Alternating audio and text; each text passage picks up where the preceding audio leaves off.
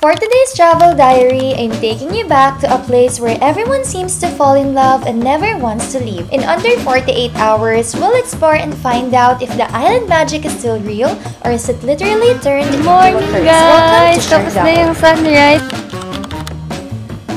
Maghahalo tayo ng matcha.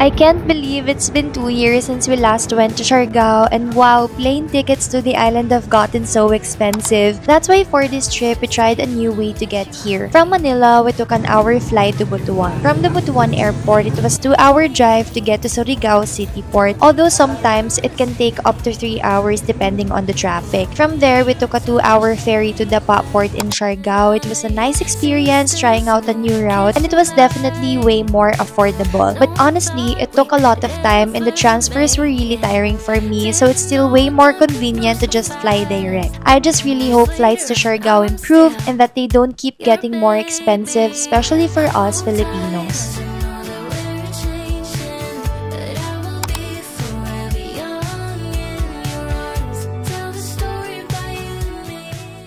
Hi everyone! Welcome back to another adventure. We are back in Siargao after 2 years.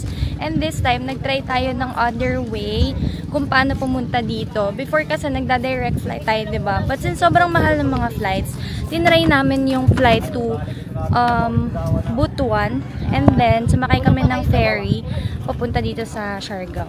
And right now, diretso na kami ng Sugbalagun Tour. Kaya tayo ng Bangka. Hinabol namin yung oras kasi magsasara na yung Sugbalagun. So, limited lang yung time natin ngayon. But we are here with the gang-gang.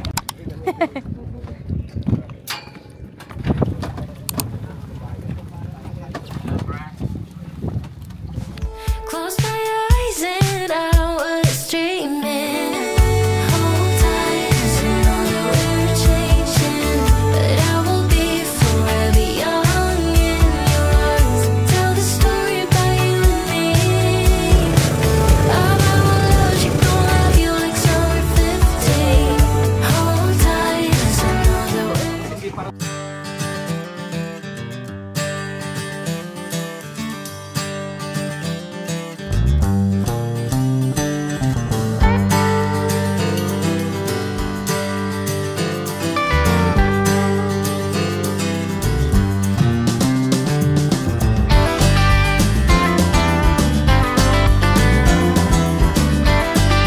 Our first stop, Sugbalagun. We went straight here even though we were all tired, we couldn't miss this one. We were lucky enough to catch the last boat ride before the cut-off, which was around 3:30 p.m. I don't know what it is about the island air, but it just makes you want to forget everything and just jump in and enjoy the moment. I actually told myself I wasn't gonna swim before we even got to the lagoon, which is why I did not bother changing into my swimwear. But girl, the moment we got here, I just could not resist. Siargao, your magic is still real.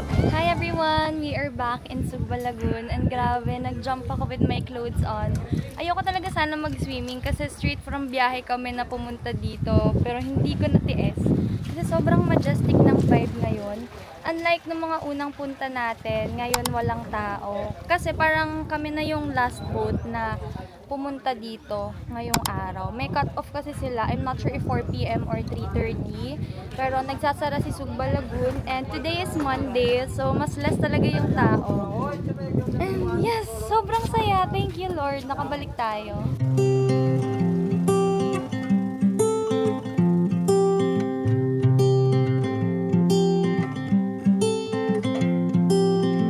I could dry out in the sun for you, follow the deep dark ocean down. For you I'd build the biggest kite and spend all of my time giggling.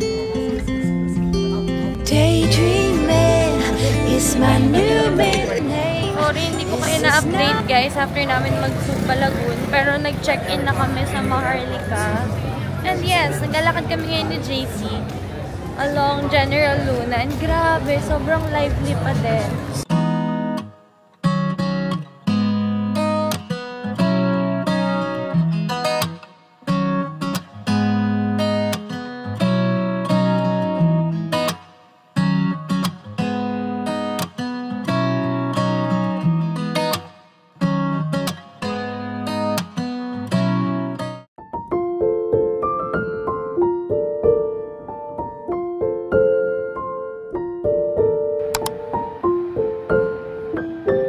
Good morning everyone! Welcome to Cloud9 Boardwalk! Good morning everyone! Welcome to Cloud9 Siargao. Inabangan talaga namin yung sunrise para makapag-drone si JC and si Lester. And right now, naglalakad lang ako dito sa Cloud9 Boardwalk. And so happy! Nakasabay pa namin maglakad yung anak ni Andy Eigenman. Magtuturuan yata siya nung daddy niya mag-surf. And ako naman ay maglalakad-lakad at magti-take ng pictures. I'm so happy. Hindi ko in-expect na makakabalik tayo ng Siargao this year. Ang dami-dami nating mga biglaang trips na nare-receive ngayong year na to, and I just want to thank you guys kasi dahil yun sa supportan nyo. And here is the sunrise. Look!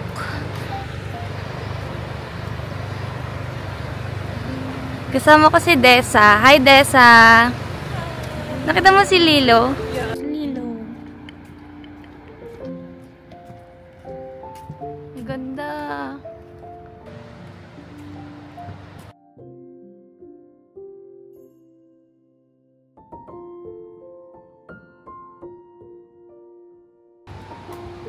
We are now here at the view deck. Ginagawa pa din siya until now.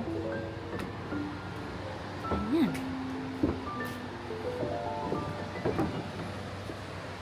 Good morning, everyone! We woke up really early today, even though we're all tired from almost 2 weeks of non-stop travel. I'm not complaining, but we didn't want to miss the sunrise. Moments like this remind me why we travel. It's not just about the places, but the feeling. The slow and intentional mornings like this, the little things that make you feel alive. We took the motorbike to Cloud9 Siargao and arrived just in time. I'm so glad we made the effort. It was totally worth it, and we were blessed with good weather.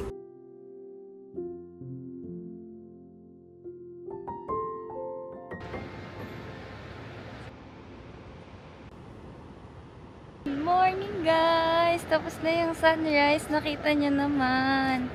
Sobrang ganda!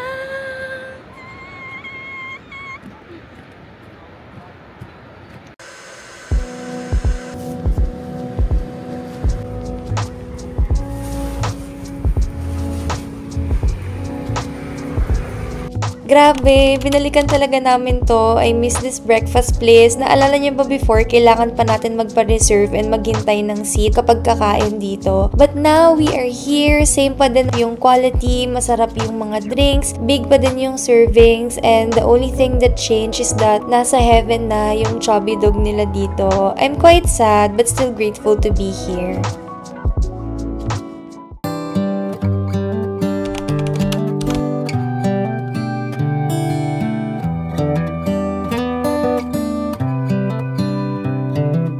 This is as good a day as any to start the rebuilding of life. The roads that lay open are many when the old one's gone under the knife. And I can feel the sun on my skin,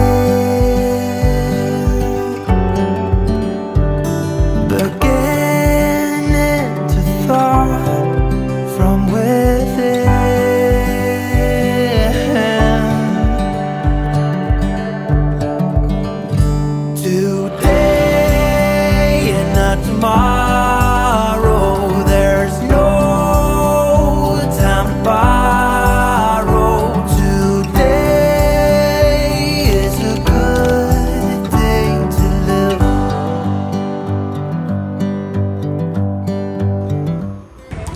Tada! Surprise! I took myself on a solo work date and I'm so sorry guys kung puro drone shot yung napakita ko sa inyo sa Tri-Island tour. Si JC lang kasi yung sumama dun sa tour and nakalimutan niya mag-vlog for YouTube. But anyway, I'm here at Spotted Pig, one of my favorite cafes in Siargao. Dito kami laging tumatamay nung best friend kong si Nao. I tried this salted cafe latte.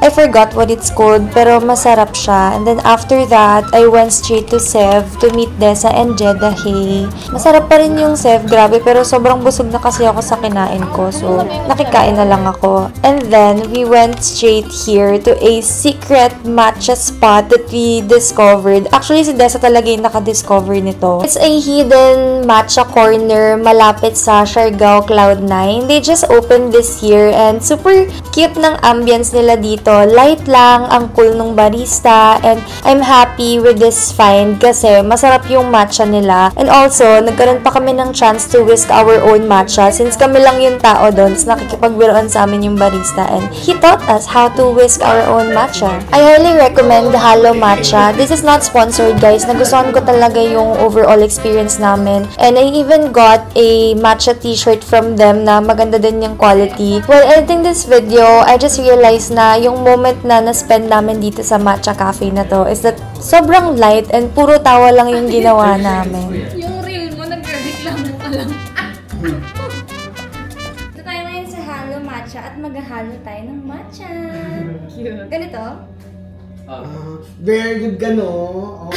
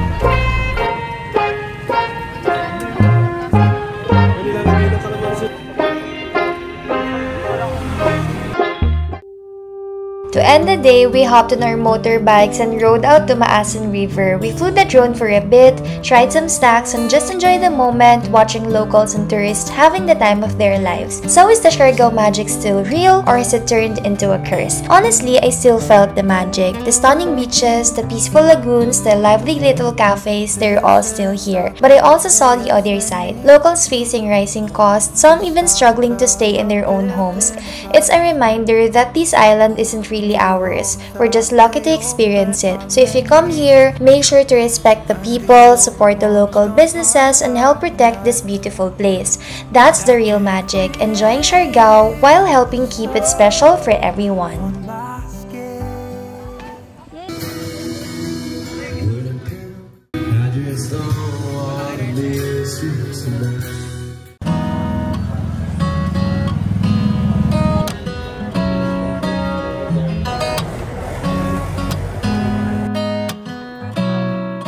And that's the end of our 48 hours on the island. What a magical experience! Salamat Karadjao!